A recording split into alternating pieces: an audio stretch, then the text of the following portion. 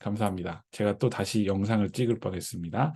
네, 녹음을 이제 시작해서 하는데요. 이제 요한복음 7장 37절부터 요한복음 10장 21절까지를 진행하겠는데요. 이야기 3이라는 책 내용, 이야기 3 내용부터 이야기 4에 있는 내용이 중간이 겹쳐지지만 성경을 바라보시면 그 성경에서 그 우리가 읽고 있는 성경 본문에서 어떤 내용이 있었는지를 기억하시면서 네, 따라오시면 좋을 것 같습니다. 이제 먼저 데이 13차 수에는 요한복음 7장 37절부터 8장 11절까지 내용이 있는데요. 그 내용 중에는 이제 생수의 강이라는 내용이 중간에 성경에 들어가 있습니다. 이 생수의 강을 제가 제목으로 갖고 온 이유는 무엇이냐면요. 예수님께서 그 나를 믿는 사람 7장 37, 38절 이렇게 기록하고 있죠. 명절의 가장 중요한 날인 마지막 날에 예수께서 일어서서 큰 소리로 말씀하셨다. 목마른 사람은 다 나에게로 와서 마셔라. 나를 믿는 사람은 성경이 말한 바와 같이 그의 배에서 생수가 강물처럼 흘러나올 것이다 라고 되어져 있어요. 믿는 자에 대한 예수 그리스도의 증언을 여기서 표현하고 있는데요. 나를 믿는 사람은 이라고 하면서 예수님께서 이전에도 나를 믿는 사람에 대해서 표현을 하셨는데요. 이 나를 믿는 사람은 무엇이냐면 요한복음 5장 24절에 예수님께서 이렇게 말씀하셨죠. 내가 진정으로 너희에게 말한다. 내 말을 듣고 또 나를 보내신 분을 믿는 사람은 영원한 생명을 가지고 있고 심판을 받지 않는다. 그는 죽음에서 생명으로 옮겨갔다라고 표현을 하고 있어요. 예수님은 우리가 앞서 배웠던 것처럼 나를 믿는 것에 대해서 계속적으로 표현을 하시는데 그 믿는 믿음을 무엇이라고 말씀하셨죠? 기적으로 바라보고 표현하라고 했던 것이 아니라 나 자체, 그 자체를 바라보고 믿는 믿음을 가져라라고 예수님께서 말씀을 하셨어요. 그런데 요번에 또 7장 37, 38절에 똑같이 말씀을 하시는 거예요. 나를 믿는 사람은 성경이 말한 바와 같이 그에 비해서 생수가 강물처럼 흘러나올 것이다 라고 되어져 있는 내용을 표현하고 있어요. 그러니 목마른 사람은 다 내게로 와라라고 하면서 많은 사람을 초청하고 있어요. 많은 사람을 예수 그리스도에게 부름으로 인해서 예수님을 믿어라, 예수님과 함께 해야 된다라는 것을 이야기를 하고 있죠. 믿는 자에 대한 예수 그리스도의 증언으로서 예수님은요, 너희가 믿으면 영원한 생명을 갖고 심판을 받지 않는다라고 하는 것을 표현하시면서 그렇게 믿으면 너희가 믿을 수 있다면 그에게서 생수가 강물처럼 흘러나올 것이다 라고 하는 것을 예수님께서는 이 챕터에서 이야기를 하고 있는 것이죠. 그래서 나를 믿는 사람은 목마르지 않고 영원한 생명 속에서 그 생수가 나로부터 흘러나갈 터이오니 너희는 결코 목마르지 않을 것이다 라는 것을 예수님께서는 요한복음 7장 37절부터 8장 11절에 이야기하고 계십니다. 그러면서 그 다음에 뭐라고 말씀하시냐면요. 7장 47절부터 52절까지인데 제가 한번 읽어 드릴게요. 본문을. 바리새파 사람들이 그들에게 말하였다. 너희도 미혹된 것이 아니냐. 지도자들이나 바리새파 사람들 가운데서 그를 믿은 사람이 어디에 있다는 말이냐. 율법을 알지 못하는 이 무지렁이들은 저주받은 자들이다. 그들 가운데 한 사람으로 전에 예수를 찾아간 니고데모가 그들에게 말하였다. 우리의 율법으로는 먼저 그 사람의 말을 들어보거나 또 그가 하는 일을 알아보거나 하지 않고서는 그를 심판하지 않는 것이 아니요. 그들이 니고데모에게 말하였다. 당신도 갈릴리 사람이요? 성경을 살펴보시오. 그러면 갈릴리에서는 예언자가 나오지 않는다는 것을 알게 될 것이요. 여기 내용을 보면요. 니고데모가 이제 3장에서 등장했고요. 그 다음에 이제 두 번째로 등장을 하게 되어지는데 이 니고데모가 두 번째 등장하면서 바리새파와 이제는 부딪히는 장면이 등장하고 있죠. 처음에 니고데모가 등장했을 때 예수님께 거듭남에 대해서 물어보는 그 장면 속에서 니고데모는 제가 뭐라고 말씀드렸죠? 고민하면서 자기 스스로를 되돌아봤다고 말씀을 드렸어요. 니고데모는요, 자신이 알고 있던 그 율법과 그리고 예수님이 말하고자 했던 그 거듭남에 대해서 고민을 하면서 있던 와중에 오늘 사건이 발생하게 된 것입니다. 오늘 사건이 발생했을 때 바리새파 사람과 니고데모가 부딪히는 장면은 뭐였냐면요. 단순한 거였어요. 니고데모는 여기서 말하는 것이 무엇이냐면요. 51절에 우리의 율법으로는 먼저 그 사람의 말을 들어보거나 또 그가 하는 일을 알아보거나 하지 않고서는 그를 심판하지 않는 것이 아니요라고 말하는 것이야. 다시 말하면 너희들 율법에 있는 내용을 바라봐. 예수 그리스도를 보는 게 아니라 율법 안에서 그 율법 내용대로만 바라본다고 한다면 너희들은 결코 지금 심판해서는 안 돼라는 것을 니고데모는 원래 알고 있었던, 자신이 알고 있던 그 지식 속에 있는 내용을 말하고 있는 거예요. 그런데 바리새파 사람들이나 지도자들은 어떤 마음으로 표현을 하고 있죠? 48, 49절에 율법을 알지 못하는 이 무지렁이들은 저주받은 자들이다라고 표현하고 있어요.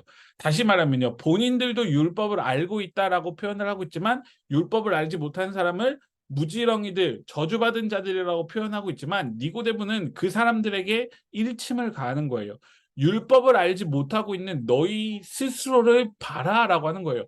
율법을 너희가 그렇게 잘 알고 있다고 한다면 너희가 무지렁이들이라고 표현하지 못하고 저주받은 자들이라고 표현하지 못할 터이었는데 너희는 율법을 안다고 하면서 왜 그들을 심판하려고 하느냐라고 표현을 하고 있어요. 그런 그들에게 사람들은, 지도자들이랑 바리새파 사람들은 52절에서 당신도 갈릴리 사람이요, 당신도 예수파 사람이요라고 말하는 거예요. 갈릴리 사람이요라고 말하는 거는 여기서 당신도 예수를 추종하는 사람이요라고 말을 하면서 성경을 살펴보시오. 그러면 갈릴리에서는 예언자가 나오지 않는다는 것을 알게 될 것이요라고 하는 내용을, 율법에 있는 내용을 또 똑같이 말을 해요. 다시 말하면 지도자들이랑 바리새파 사람들은요, 마치 성경을 잘 알고, 당시 말하고 있는 성경은 율법, 구약이라고 말씀드렸죠. 구약을 너무나 잘 알고 있는 사람들이면서도 그 구약 안에서 행해야 하고 구약 안에서 심판하지 않아야 되는 일들에 대해서 그 율법을 지키기 위해서 본인들이 해야 할 것들은 보지 않은 채 자신들의 적이 될 사람, 자신들의 기득권이나 자신들이 알고 있는 것들을 싸그리 무너뜨릴 사람들을 바라보고 그들을 무너뜨릴 목적을 가지고 율법을 활용하고 있는 거예요. 활용하고 있는 모습을 보는 니고데모의 마음이 어땠을까요? 그래서 이제 니고데모가 세 번째 등장했을 때는 십자가 사건 이후에 등장하게 되어지는데 니고데모 마음이 확 바뀌게 되는 계기가 되어지는 거예요. 아직도 여기서는 니고데모가 나도 아직 바리새파 중에 한 사람이니, 나도 율법을 아는 사람이니 고민을 하고 있는 거죠. 우리가 이렇게 해서는 안 돼, 우리는 이러한 마음을 가지면 안 돼 라는 마음이 있었고, 예수를 온전히 따르는 사람이 아니었고, 예수 저 사람 뭐지? 왜 저렇게 와서 이야기를 하는 걸까? 라고 하는 사람들에게 이제 니고데모는 중재하려고 하는 입장을 가졌으나, 이 중재하려는 입장에서 바리새파 사람들이랑 지도자들은요, 니고데모를 이제 배척하기 시작하는 모습이 여기서 등장하게 되어지는 것입니다. 그러면서 이제 그 다음 장을 넘어가면 8장 7절에 이렇게 표현하고 있어요. 그들이 다그쳐 부르니 예수께서 몸을 일으켜 그들에게 말씀하셨다. 너희 가운데 죄 없는 사람이 먼저 이 여자에게 돌을 던져라 라고 되어져 있는데, 8장의 내용은 어떤 것이냐면요, 우리가 너무나 잘 알고 있는 가늠하다 현장에서 잡힌 여자에게 모세는 율법에서 돌로 치라 명하였는데 선생은 어떻게 해야 하냐는 서기관들과 바리새인들의 질문에 의해서 나온 장면이었어요. 그런 장면에 예수님께서는 뭐라고 말씀하셨냐면 너희 가운데서 죄가 없는 사람이 먼저 이 여자에게 돌을 던져라 라고 표현을 하고 있다는 것이죠. 이는 죄 없는 사람을 바라보시는 예수 그리스도의 태도를 우리가 살펴볼 수 있는 거고요. 예수 그리스도는 남의 허물을 바라보지 말고 자기 자신을 되돌아보라는 말씀을 하신 거예요. 앞서 이야기 드렸던 7장의 내용과 마찬가지예요. 생수의 강이다. 너희가 나를 믿는다고 한다면 너희는 영원히 목마르지 않는다라는 것을 강조하셨던 그 예수 그리스도의 말씀에서 예수님께서는 8장에서도 똑같은 내용을 표현하시면서 이제는 명확한 그 간음하는 여인을 바라보면서 율법을 너희가 어떻게 바라보아야 하는지, 그리고 그 율법을 말해서 남의 허물을 바라보게 하고 남을 정죄하려고 하는 모습이 아니라 나 자신을 바라보아야 한다는 것을 표현하고 있는 거예요. 그러면서 예수 그리스도는요, 2000년이 지난 지금 우리에게도 같은 말씀을 하고 계신 거예요. 저는 참 요새 잘잘법이라고 우리 지난번에 저희 목사님께서도 박사님께서도 오셔서 말씀하셨지만 잘잘법이라는 영상이 코로나 때 정말 많은 분들이 바라보면서 그 잘잘법을 통해서 궁금한 것들을 참 많이 해소했고, 그리고 스스로의 신앙을 정립해 나가는 관계를 가졌어요. 그런데 그 잘잘법이 많은 사람들로 하여금 왜 환영을 받게 되었냐면, 우리 기독교 신앙을 한번 생각해 보시면, 우리 한국 교회 안에서 생각을 해 보시면, 그리고 지난 주일이 종교개혁 주일이었잖아요. 그냥 성직자가 이야기하는 것은 그대로 다 받아들여야 한다라는 어떤 그 마음과 그것이 믿음이다라고 하는 어떤 신앙이 있었어요. 그런데 그 신앙이 과연 잘된 것일까라고 했던 질문에는, 그 500년 전에 루터의 93개조 방반문에 의해서 표현되었던 것처럼 우리 스스로를 우리가 바라볼 필요가 있었던 거예요. 일부 특권층이 점유하고 있었던 그 라틴어로 되어진 그 성경이 많은 이들에게 그 나라 자국어로 번역이 되어지면서, 성경이 이러한 내용이구나, 우리가 라틴어를 몰라도 성경을 알게 되어지는구나 라고 하면서 많은 나라 사람들에게, 그리고 많은 신학자들이 양성되어지면서 개신교가 발전되어졌음에도 불구하고, 개신교 신앙 안에서, 그리고 우리나라 신앙 안에서는요, 목회자가 이야기하는 그 질문에, 목회자가 말하는 거기에 왜? 라는 말을 할 수가 없었어요. 목사님 왜 그렇게 되어야 돼요? 라고 하는 그 내용을 우리가 감히 물어볼 수 없었어요. 왜냐하면 그 말을 믿지 못하면 우리는 믿음이 없는 사람이다라는 것이, 어떻게 보면 왜라고 하는 사람은 믿음이 없는 사람이다라고 하는 같은 말이었기 때문이죠. 그런데 잘잘법의 내용을 잘 보면요, 왜라는 질문들이 거기서 너무나 많이 나와요. 목사님, 교회를 다니는 사람은 이러한 마음을 가질 수 있잖아요. 왜라는 질문을 교회에서 가장 필요했던, 그리고 많은 분들이 궁금했던 내용들이, 왜라는 내용들이 본인들의 삶에 다가오기 때문에 잘잘법의 내용들이 나의 삶에 다가오게 되었고, 그것으로 인해서 신앙이 한층 더 성숙하게 되어지는 계기를 마련하게 되어진 것이죠. 다시 말하면 여기서 예수님께서 말씀하시는 것도 똑같아요. 너희 가운데 죄가 없는 사람이 먼저 이 여자에게 돌을 던지라라고 하는 이 모습 속에서, 우리는 율법에서 남을 공격하기 위해서 율법을, 마치 남을 정죄하기 위해서 이런 모습들을 참으로 많이 했었는데, 예수님께서는 그 율법이 남을 정죄하기 위함이 아니다, 나 자신을 되돌아보고 내가 율법 안에서 어떻게 살아가야 되는지, 그리고 하나님 사랑과 이웃 사랑이 무엇인지를 율법에서 찾아야지, 너희는 왜 이 하나님 사랑과 이웃 사랑하기도 부족한 이 율법을 가지고 왜 남을 깎아내리고 남을 정죄하기 바쁘냐라고 하는 말씀을 하고 계신 거예요. 그래서 제가 노란색 줄로 표현해 놓은 이야기 속에 뭐 이게 있냐면요, 심리학에서는 이러한 표현을 많이 쓰는데요. 내가 가장 싫어하는 사람을 잘 보면, 내가 살아가다 보면 저보다 더 많은 인생을 살아가셨잖아요. 삶의 모습을 살아가셨잖아요. 저 사람 싫다, 저 사람과 함께하기 싫고 저 사람과 관계를 맺기 싫다라고 하는 사람을 보면요, 그 사람의 모습 속에 내가 언젠가 나의 무의식 속에 싫어했던 모습이 들어있어요. 그래서 그 사람이 싫은 거예요. 내가 과거에 나도 모르게 싫어했던 나의 모습을 너무나 익숙하게 잘 알고 있기 때문에 그 사람을 싫어하게 될 것이다, 싫어하고 있다라고 심리학계에서는 이야기를 하고 있거든요. 그런데 이 모습이요, 마치 우리는 성경에서 하는 말씀, 예수님께서 하시는 말씀을 비유해서 우리는 알아야 한다는 것입니다. 우리는 내가 싫어하는 사람의 유형을 바라보고 남이 싫어, 저 사람 싫어, 저 사람 왜 저래, 저렇게 행동하는 거 나에게는 진짜 좋지 않은 영향을 미쳐라고 하는 그 모습이, 어떻게 보면 내 자신을 되돌아보지 않은 채 저 사람의 싫은 것만 바라보고 나의 기분을 표현하고 나는 이렇게 해 가야지라고 말을 하고 있다는 것이죠. 그런데 예수님께서는 하시는 말씀이, 죄가 없는 사람이 먼저 이 여자에게 돌을 던져라라고 하는 이 모습이요, 남의 허물을 바라보지 않고 나 자신을 되돌아보지 않으면 예수님께서는 그 율법이 필요 없다는 것을 표현하고 있는 거예요. 이처럼 우리가 교회 안에서 믿음이라는 것을, 그리고 성경을 가지고 내가 살아가는 모습 속에서 표현하기 위해서는요, 왜라는 질문이 꼭 필요한 거예요. 저 사람이 왜 뭔가 잘못되어진 것 같지라고 하기 전에 나에게 다가와서, 오늘 이 성경의 말씀이 왜 나로 하여금 내가 죄를 짓게 하는 것처럼 만들어 주셨을까? 깨닫게 하셨을까? 알게 하셨을까? 라는 질문을 하게 된 거예요. 하게 만들고 계시는 거예요. 그러므로 인해서 우리가 하나님 앞에서 예수 그리스도 앞에서 하나님 저는 이러한 모습을 가진 사람입니다라는 것을 나를 되돌아보게 만드는 것이 바로 오늘의 우리가 보고 있는 성경이다라는 것을 기억을 하셨으면 좋겠습니다. 그래서 그 다음 장을 넘어가면 데이 14에 있는 내용인데요. 요한복음 8장 12절부터 59절에 있는 내용입니다. 여기 있는 주제는 세상의 빛이라는 것으로 제가 표현을 하고 싶었는데요. 이 세상의 빛은 8장 12절을 이렇게 표현하고 있죠. 나는 예수께서 그들에게 말씀하셨다. 나는 세상의 빛이다. 나를 따르는 사람은 어둠 속에 다니지 아니하고 생명의 빛을 얻을 것이다 라고 표현을 하고 있어요.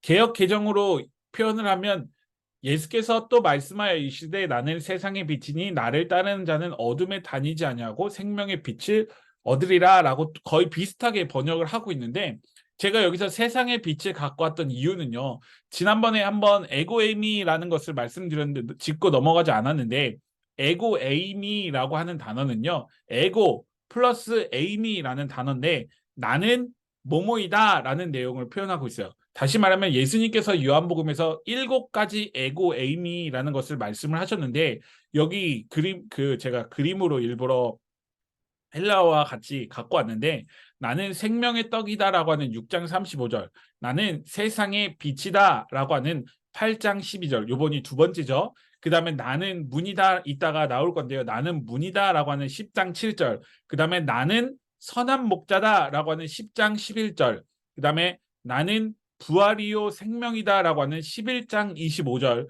그 다음에 나는 길이요 진리요 생명이다라고 하는 14장 16절, 그 다음에 마지막 우리가 너무나 잘 알고 있는 나는 참 포도나무다라고 하는 15장 1절에 있는 내용이 바로 에고 에임이에요.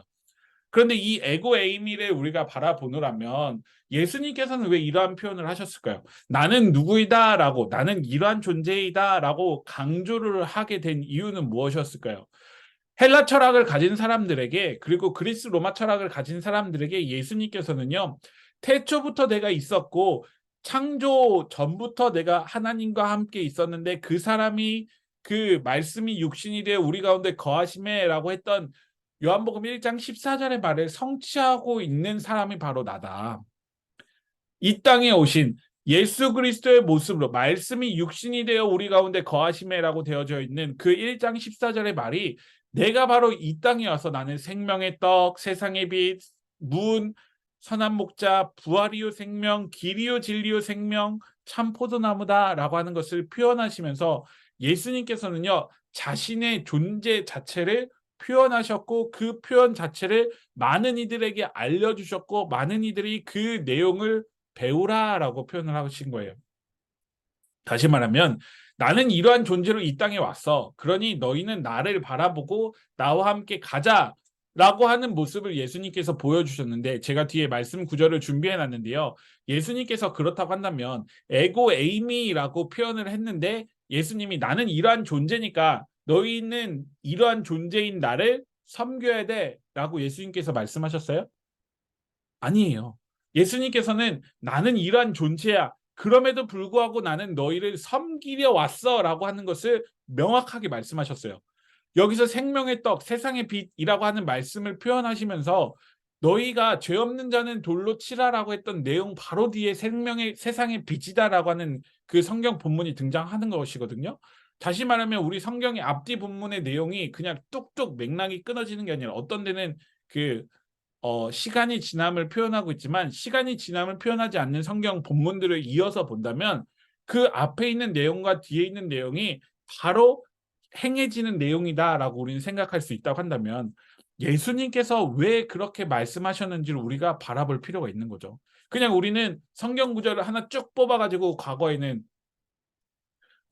그 성경 구절만 너무 좋아했던 적이 참 많이 있었잖아요. 과거에. 그쵸? 그래서 욥기에 있는 말, 내가 너희 욥기에서의 우리가 결코 우리를 축복하는 본문이 아니었음에도 불구하고 우리가 그 본문을 참으로 좋아했던 내용이 있었죠.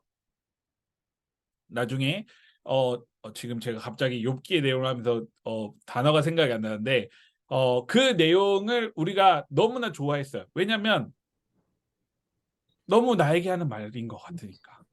그런데 내 그거는 시작은 미약하여서라 내 나중은 창대하리라 그 말씀 네, 아니죠? 맞아요. 예. 창대하리라. 내 시작은 미약하였으나 내 나중에 심히 창대하리라고 하는 그 말. 그게 과연 하나님께서 우리에게 알려주고자 했던 말이었을까요? 그 역시 아니었어요. 나중에 제가 욥기 설교를 하게 되어지면 한번 말씀드릴 수 있는데요. 욥기에 나왔던 그 내용도요. 욥의 세 친구들도 욥이 하고자 했던 너가 정말 의인이냐라고 했던 그 세 친구의 마음이 있었고 하나님의 말씀을 이렇게 바라본다고 한다면 너는 내 시작은 미약하였으나 내 나중은 심히 창대하리라고 했던 그 내용이 욥에게 전하게 하면서 옆에서 조언을 하고 있고 어떤 정말 참 좋은 사람으로서 어떤 친구가 남고자 하였는데요. 그 남고자 했던 그 조언이 그리고 그 친구가 했던 내 시작은 미약하였으나 내 나중은 심히 창대리라고 했던 그 말이 결코 하나님께서 원하셨던 말이 아니었던 거예요. 하나님께서는요. 내 시작은 미약하였으나 내 나중은 심히 창대리라고 했던 그 말을 욥기에서 말하고자 했던 바가 아니에요. 우리가 많은 우리 참 여기까지만 이야기할게요. 욥기의 내용을 보면은 욥에 있는 고난을 통해서 우리는 하나님께서 이 고난을 지나갔으니 버텨냈으니 그러니 하나님께서 나중에 두 배의 복을 주셨다라고 우리는 참 많이 알고 있는데 욥에 있는 이야기를 보면요. 그 내용이 아니에요. 욥기가 읽기가 참 어렵지만 내용을 보면요. 뒤에 욥의 세 친구들 내용 이후의 내용들을 보면서 거기서부터 찾아서 우리가 본다면요.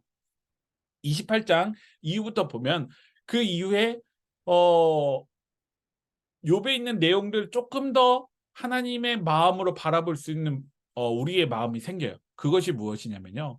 하나님께서는요. 우리가 알고 있는 것처럼 전지전능하신 분이에요. 그런데 욥도 마찬가지였고 욥의 세 친구도 마찬가지였고 하나님의 존재를 너무 줄여놨다는 거예요. 그러면서 하나님께서 이러한 모습을 보였으니 그러니까 나의 삶이 이러하니 하나님도 이러한 모습이야. 그런데 나의 삶에서 내 이러한 모습 속에서 내가 이 모습을 잘 버티고 있으니 하나님께서 나의 삶을 축복해 주시는 과정이야라고 하는 것을 우리가 너무 쉽게 그렇게 생각할 수 있지만 결코 그게 아니거든요. 하나님은요. 우리가 알고 있는 이만한 존재가 아니에요. 우리가 고통 속에서 하나님은 나를 축복해 주시고 나를 이겨내게 하실 거야라고 하는 어떤 고통 속에서 바라볼 때 작은 존재가 아닌 거예요. 그래서 저는 감히 제가 가는 교회에 가서 이렇게 이야기합니다. 제가 말하는 하나님과 오늘 여러분들 저의 설교를 듣는 여러분들이 아는 하나님은 다르다라고 말씀드려요. 그 이유는 내가 성경을 보고 알았던 하나님과 그리고 각자 성경을 보면서 아는 하나님은 다 달라요. 같은 전능하신 하나님이지만 그 전능하신 하나님의 붙는 수식어가 다 다르단 말이에요. 상황이 다 다르단 말이에요. 내가 알고 있는 전능하신 하나님은 이러이러이러해서 A에 하는 전능하신 하나님인데 이 친구가 알고 있는 전능하신 하나님은 또 다른 하나님이에요. 그렇다고 한다면 그 전능하신 하나님은 내가 알고 있는 나의 전능하심과 그 친구가 알고 있는 전능하심은 각각 다른데 우리는 그저 전능하신 하나님이라고 하는 어떤 단어의 어떤 포괄적인 개념으로 너무 작은 하나님을 만들어 버리는 거죠. 그러한 내용을 우리는 욥기에서 발견해야 될 필요가 있는 거고 여기 오늘 다시 세상의 빛으로 돌아온다고 한다면 에고 에이미에서 발견을 해야 한다는 것입니다. 예수님께서는요. 세상의 빛이다라고 말하면서 누구나 말할 수 있는 표현을 하고 있지만 그럼에도 불구하고 나는 이 땅에 섬김을 받으려 함이 아니라 섬기려 왔다라고 하는 이야기를 예수님께서는 계속적으로 하고 계신 거예요. 에고 에이미를 통해서 이 존재 증명을 하고 계신 것을 우리는 기억을 하셨으면 좋겠고요. 이어서 계속 나오는 요한복음 8장 12에서 59절 있는 내용 중에 우리가 너무나 잘 알고 있는 진리가 너희를 자유롭게 하리라라고 하는 내용을 참 알고 있어요. 그런데 이 역시 내 시작은 미약하였으나 내 나중은 심히 창대하리라고 했던 우리가 뽑아 쓰는 말씀처럼 진리가 너희를 자유롭게 하리라라고 하는 그 내용만을 우리가 바라보면서 하나님께서 우리를 자유롭게 하셨는데라고 하면서 우리가 가져야 될 자유는 무엇일까? 라고 하는 그 자유의 개념을 우리는 우리 스스로 너무 가둬두고 생각할 때가 참으로 많이 있습니다. 말씀으로 들어가서 보면 8장 31절 예수께서 자기를 믿은 유대 사람들에게 말씀하셨다. 너희가 나의 말에 머물러 있으면 너희는 참으로 나의 제자들이다. 그리고 너희는 진리를 알게 될 것이며 진리가 너희를 자유롭게 할 것이다. 라고 하는 우리 내용 이 말씀을 너무나 참 잘 알고 있어요. 참으로 나의 제자들이고 진리를 알게 될 것인데 그 진리가 너희를 자유롭게 할 것이다 라고 되어져 있어요. 그렇다고 한다면 제자들에게 물어볼 수 있어요. 제자들은 과연 어떤 진리를 바라보고 예수 그리스도를 따랐을까요? 우리가 알고 있는 십자가의 복음을 제자들이 지금 현재 8장 31, 32절에 알고 있었을까요?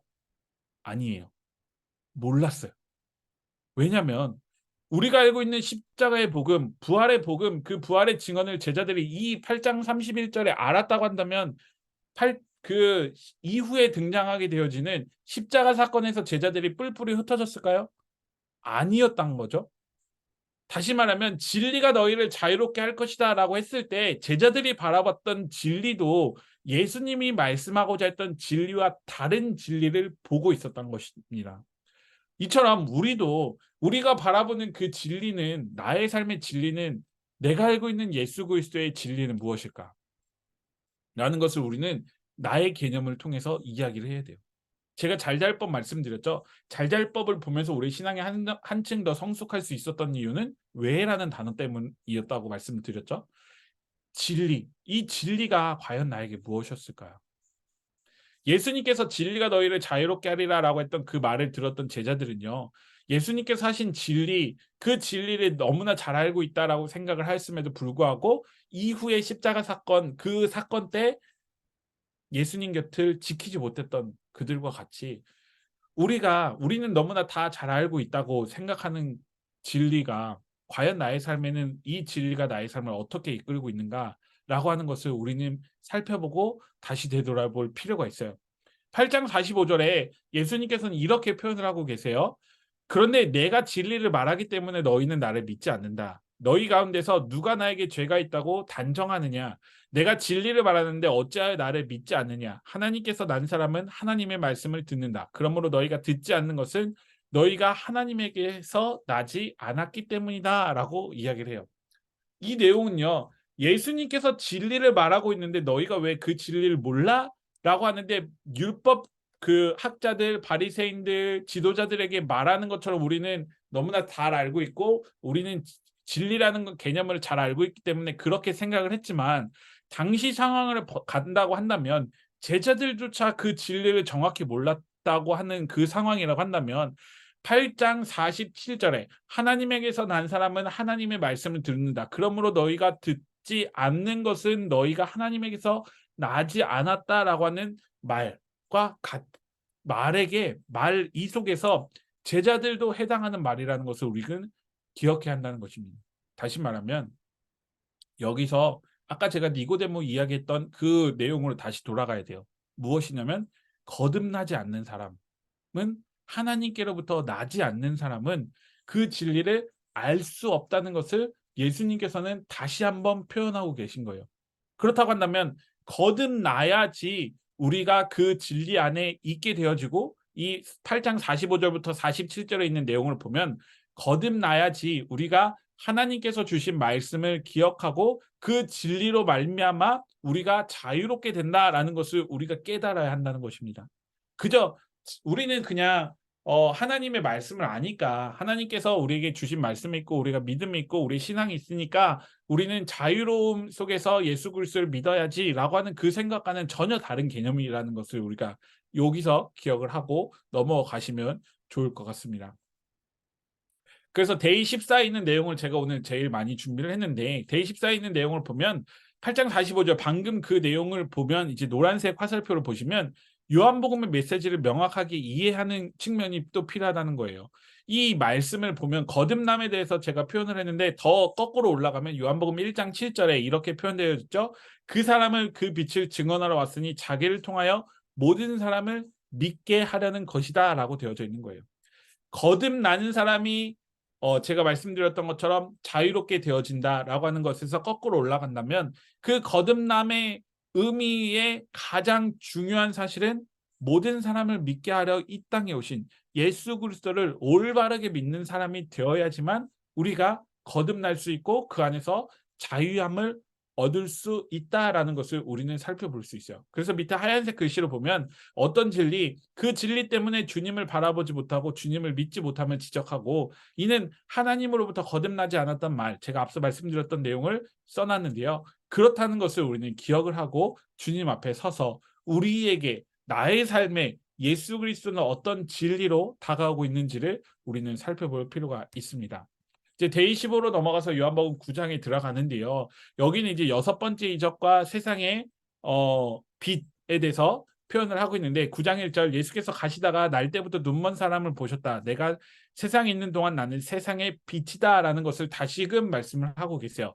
이 세상의 빛에 대해서 다시금 말씀하시면서 예수님께서는 자신이 해야 할 일을 끝까지 지켜 행하셨음에도 많은 이들은 예수 그리스도의 이적을 보면서 의심을 하는 거예요. 9장 1절의 초반이 뭐냐면 제가 왜 의심이라고 표현했냐면 날 때부터 눈먼 사람을 보셨다라고 되어져 있어요. 이는 날 때부터 눈먼 사람이다 라고 하는 것을 예수님께서 그 당시에 보신 거예요. 그런데 그 주변에 있던 사람들은 날 때부터 소경인 것을 많은 사람들이 알았을까요? 몰랐을까요? 동네 주민들은 다 알았을 거예요. 그런데 알았던 그 상황 속에서 무슨 일이 벌어지고 있는지 9장의 내용을 보면요. 기가 안 차요. 왜냐하면 날 때부터 눈먼 사람을 예수님께서 바라보시고 그를 눈을 뜨게 하는 장면을 많은 사람들이 이적을 통해서 바라보게 되어지는데 그 이적의 장면 속에서 바리새파 사람들이 9장 24절에 노란색 화살표 보면 뭐라고 되어 있냐면요. 바리새파 사람들은 눈 멀었던 그 사람을 두 번째로 불러서 말하였다. 영광을 하나님께 돌려라. 우리가 알기로 그 사람은 죄인이다. 여기서 그 사람은 예수 그리스도입니다. 제가 노란색 글씨는 이따 말씀드릴게요. 25절. 그는 이렇게 대답하였다. 여기서는 그는 소경이에요. 그는 이렇게 대답하였다. 나는 그분이 죄인인지 아닌지는 모릅니다. 다만 한 가지 내가 아는 것은 내가 눈이 멀었거나 지금은 보게 되었다는 것입니다. 라고 하는 내용이에요. 그런데 여기서 보면요. 많은 사람들이 의심하였다라고 했잖아요. 앞에 제가 진리가 너희를 자유롭게 하리라 라고 했던 그 진리에 대해서 생각해 보라고 했잖아요. 그런데 그 이후에 9장에서 나오는 말이 뭐냐면요. 눈 멀었던 사람을 바리새파 사람들이 불러서 뭐라고 하냐면 하나님께 영광을 돌려라. 너가 눈을 뜬 거는 하나님께 영광을 돌리고 여기서 두 가지 해석이 돼요. 첫 번째로 그 사람은 우리가 알기로 그 사람은 죄인이다. 이는 그 사람이 행한 것이 아니라 하나님께서 갑자기 지금 예수 그리스도를 만나는 이 시점에 지금 이 순간에 갑자기 눈을 뜨게 해준 거다.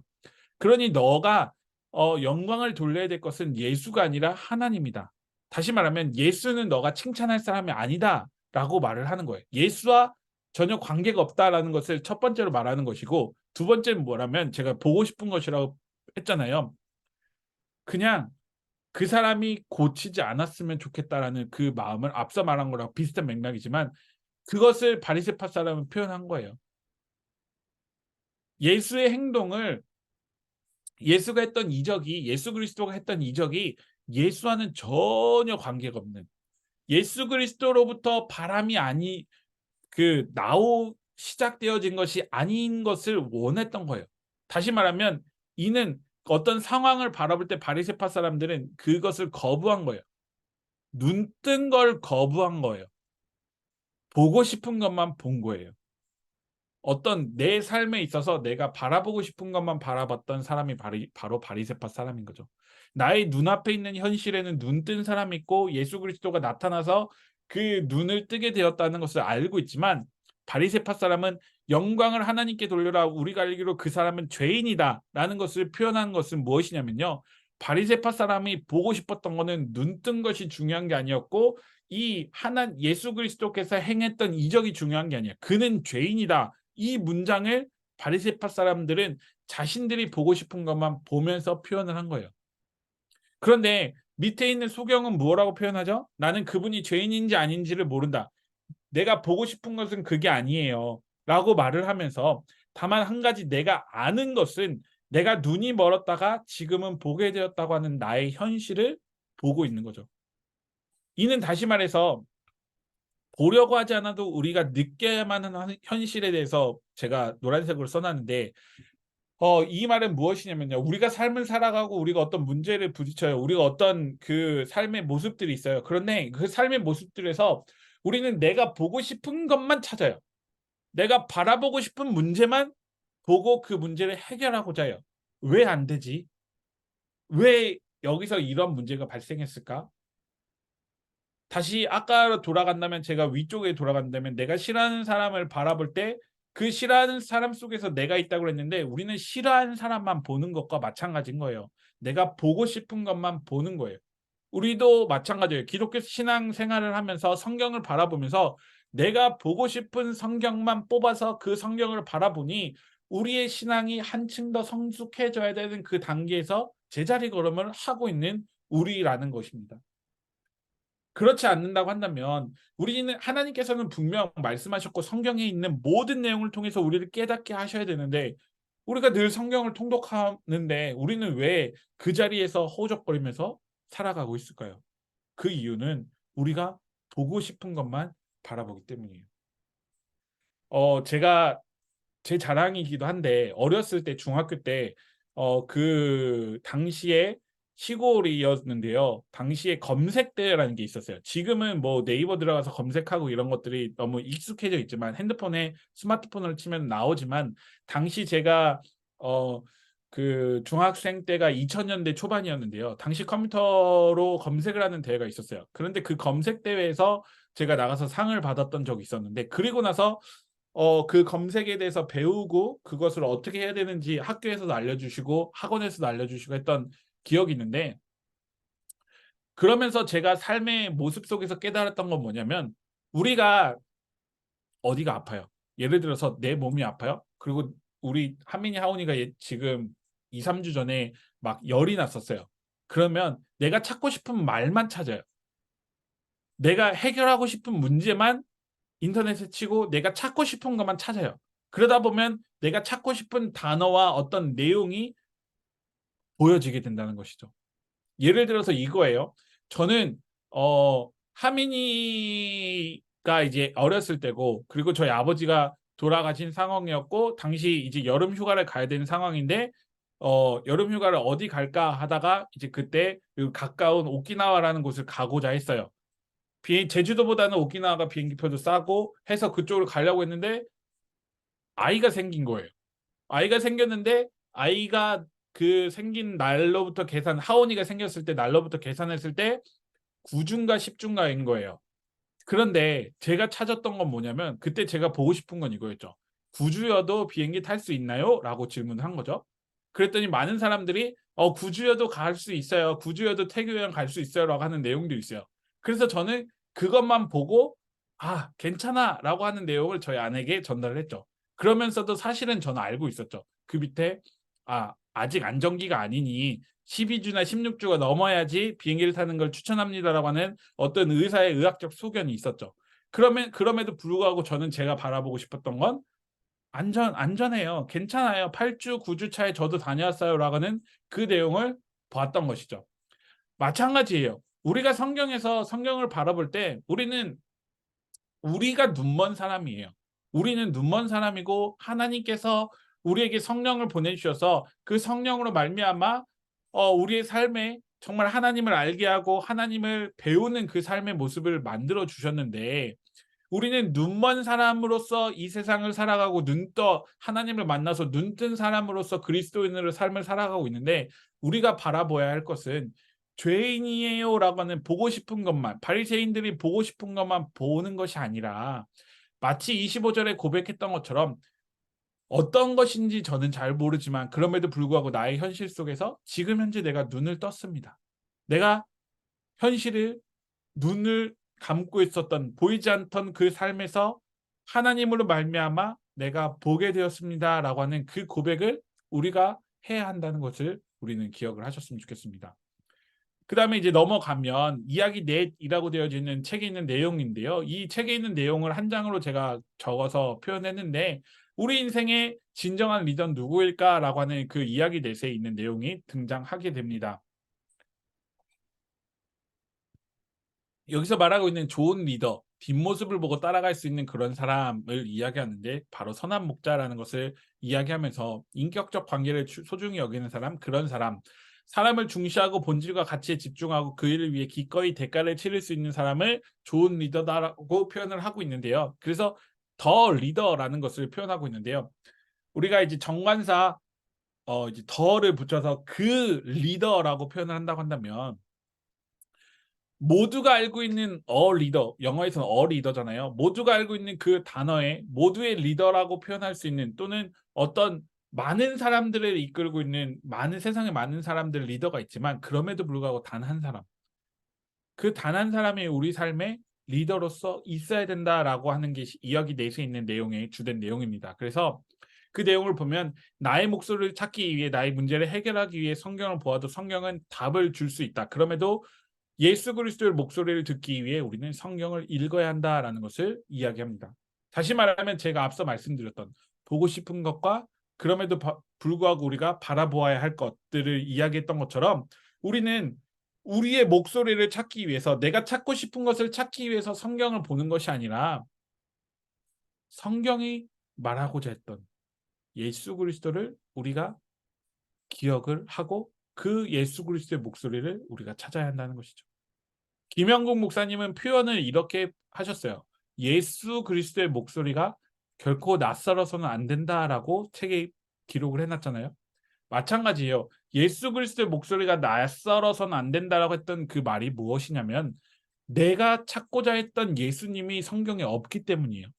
내가 듣고 싶었던 예수 그리스도의 목소리가 성경에 나타나지 않았기 때문에 예수 그리스도의 목소리가 진실되게 우리 삶에 다가왔을 때 그 목소리가 낯설 수밖에 없었다는 것입니다. 예수님께서는 이미 이런 말씀을 요한복음 5장 39절에 표현하고 계셔요. 너희가 성경에서 영생을 얻는 줄 생각하고 성경을 연구하고냐? 이 성경이 곧 내게 대하여 증언하는 것이니라. 개역개정 성경이 이렇게 표현하고 있어요. 성경에서 영생을 얻는 줄 생각하고 성경을 연구하는데, 구약 성경입니다. 구약 성경에서 영생을 얻겠다 하고 그 성경을 연구하고 있는데, 예수님께서 표현하신 것은 이 성경이 곧 내게 대하여 증언하고 있다라고 이야기를 하고 계신다는 것입니다.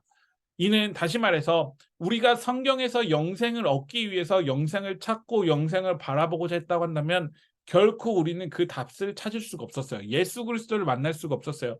영생은 어떻게 되어지죠? 예수 그리스도를 믿음으로 인해서 우리가 영원한 생명을 얻는다라고 하는 것을 예수님이 말씀하셨잖아요. 다시 말하면 우리가 성경을 계속 보고 그 성경을 믿어도 그 안에서 예수 그리스도를 만나지 못하고 내가 찾고자 하는 바만 영생을 찾고자 했다고 한다면 예수님을 결코 만날 수 없는 거예요.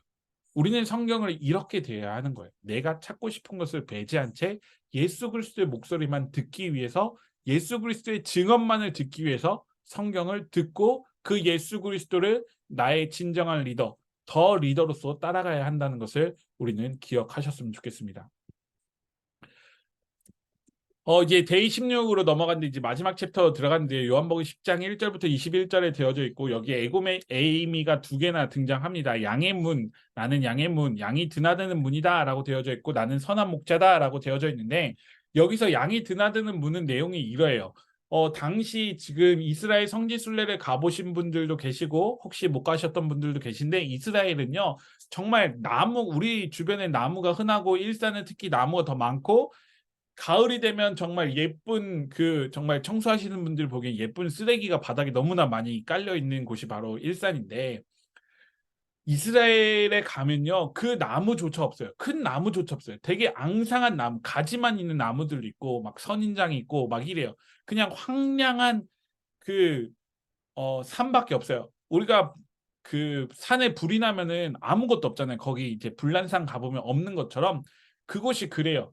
그런 곳에서 양을 치고 있는 목자의 이야기를 예수님께서 표현을 하신데, 울타리 안에서 양이 한 마리씩 나가야 돼요. 그 양을 한 마리씩 나갈 때마다 목자는 그 양을 알아야 할까요? 몰라야 할까요?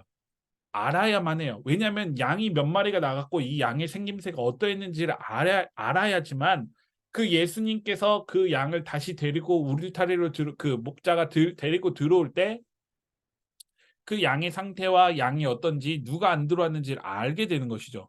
예를 들어서 20마리의 양이 있어요. 그런데 20마리 중에 한 마리가 갑자기 사라졌어요. 사라졌는데 그 양의 어떤 생김새, 그 양의 어떤 습성이나 모습을 알고 있었다고 한다면 그 양을 빠르게 찾을 수 있을까요, 없을까요? 있단 말이죠. 그런 것처럼 예수님께서 말씀하신 것은 나는 양이 드나드는 문인데, 그러면서 나는 선한 목자인데, 선한 목자는 이러한 역할을 하는 것이 선한 목자야 라고 하는 것을 예수님께서 표현하고 계신 거예요. 그것이 뭐냐면 10장 12절에 삭구는 목자가 아니요 양들도 자기 것이 아니므로 이리가 오는 것을 보면 양들을 버리고 달아난다. 그러므로 이리가 양들을 물어가고 양떼를 흩어버린다라고 되어져 있어요. 이는 예수님께서는 선한 목자는 좋은 리더는 자기 양을 위해서 목숨을 내놓을 수 있는 리더가 되어야 된다라는 것을 표현하시면서 자기 자신을 희생한다라는 것을 은연중에 말씀하고 계세요. 예수 그리스도의 십자가는 제가 지난 시간에 말씀드렸죠. 나무에 달려 죽은 자는 저주를 받을 자라고 표현했음에도 불구하고 예수님께서는 어디에 매달리셨어요? 나무에 매달리셨어요. 본인이 저주를 받을 자라고 했는 그 율법에 있는 내용을 깨트리신 거예요. 깨트리시고 그 모든 죄를 본인이 지시고 자기 자신을 희생하심으로 2000년이 지난 우리에게도 죄 용서함을, 죄 사함을 받을 수 있는 어떤 은혜를 우리에게 부어 주셨잖아요. 그것이 바로 오늘 선한 목자로서 예수 그리스도의 존재를 표현하고 있어요. 근데 우리는 이 내용을 예수님은 선한 목자야라고 하는 양의 문이야라고 하는 이 너무나 익숙한 단어를 보면서 선한 목자는 자기 목숨을 희생해야지라고 하는 내용을 알고 있음에도 많은 정말 죄송합니다. 많은 정말 목회자들이 그렇지 않아요. 나는 목자기 때문에 양은 목자의 말을 따라야 돼라고 하는 선한 내용을 떼버렸어요. 선한 목자에서 선한을 떼버리고 목자만 남았어요. 목자기 때문에 양은 나의 말을 들어야 돼. 목자기 때문에 양들은 나의 지도를 받아야 돼. 목자기 때문에 나는 양을 이끌 의무가 있어 라고 하는 것만 갖고 있어요. 심지어 목회자뿐만 아니고 많은 교인들도 마찬가지예요. 한국교회 교인들도 목자기 때문에 목사님의 말을 다 지켜야 돼.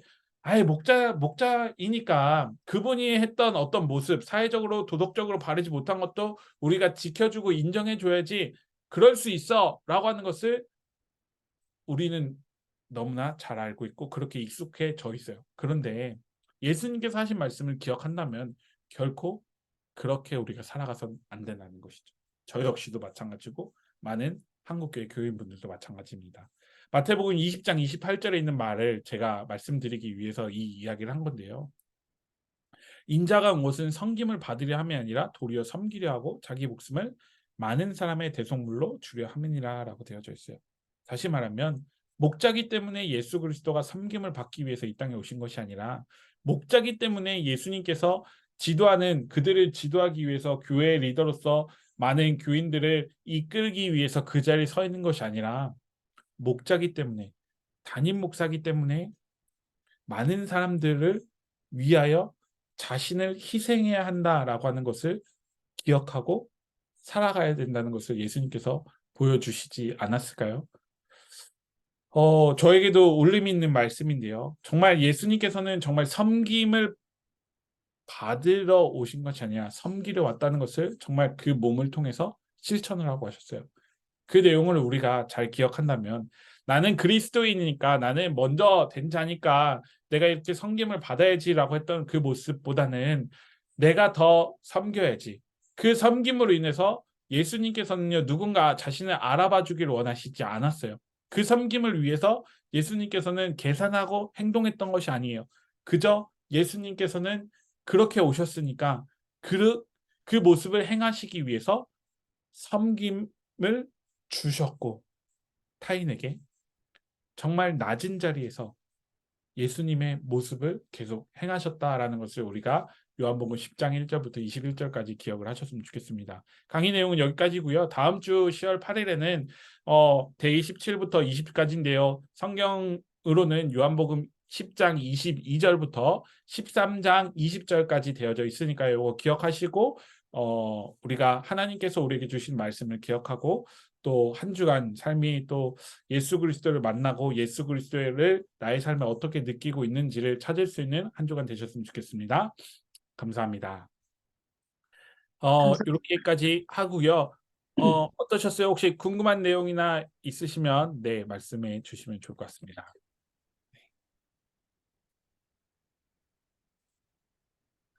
이- 이때 이때가 제일 어려운 시간이죠. 궁금한 내용 말하라고 하거나 질문하라고 할 때가 다들 네. 어, 저희도 마찬가지로 그 지금 질문하라 그러면 사실 어렵잖아요. 그 대학생들은 줌으로 할 때 또 참 대답을 안 하는 분들이 많이 있어요. 저희 담임 목사님 교수님이시기 때문에 더 잘 아시겠지만 이 주무할 때 참 많이 힘들었고요.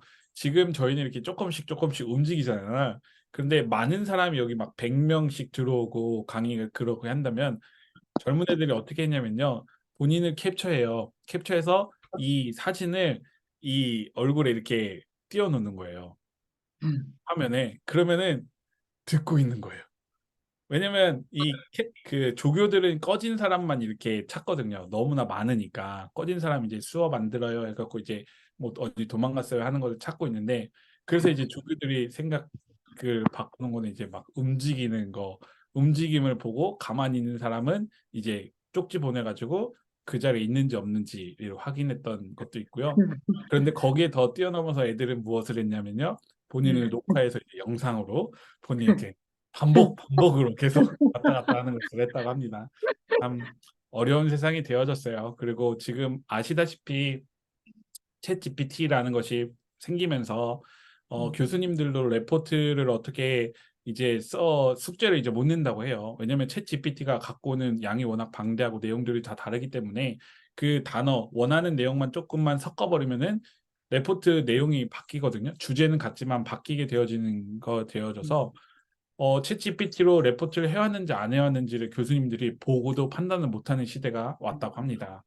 그래서 이제 교수님들도 많은 고민을 하고 실제로 레포트를 갖고 오면 그 레포트에 있는 내용을 질문을 해서 본인이 했는지 안 했는지를 찾고 있다고 하는데 앞으로는 우리는 지금 여기 지금 오늘 들어오신 분들은 그리고 또 이 영상을 보시는 분들은 정말 어떻게 보면 하나님을 너무 감사하게도 그 은혜 가운데 살아갈 수 있는 삶을 살아가게 하셨지만 앞으로 우리가 알고 있는 그 다음 세대들은 참 이 성경을 어떻게 알아가야 되고 성경을 정말 그 영상으로만 그냥 단편적으로만 우리가 또 뽑기에 그 성경을 알았던 그 시절로 어떻게 보면 돌아갈 수 있는 시기가 또 오는 것 같아요. 그래서 많은 기도가 필요할 것 같고요. 그럼에도 우리가 잘 알고 있고 또 누군가에게 이 성경을 잘 전할 수 있는 어떤 사람으로 삶으로 표현할 수 있는 우리들이 되면 더 좋을 것 같다라는 생각이 들고요. 오늘 강의는 그럼 여기까지 하도록 하겠습니다. 네, 너무 오늘 1시간 동안 고생 많으셨고요. 네, 또 다음 주에 뵙도록 하겠습니다. 감사합니다. 감사합니다. 네, 감사합니다. 네, 제가 감사합니다. 종료하겠습니다. 어. 네.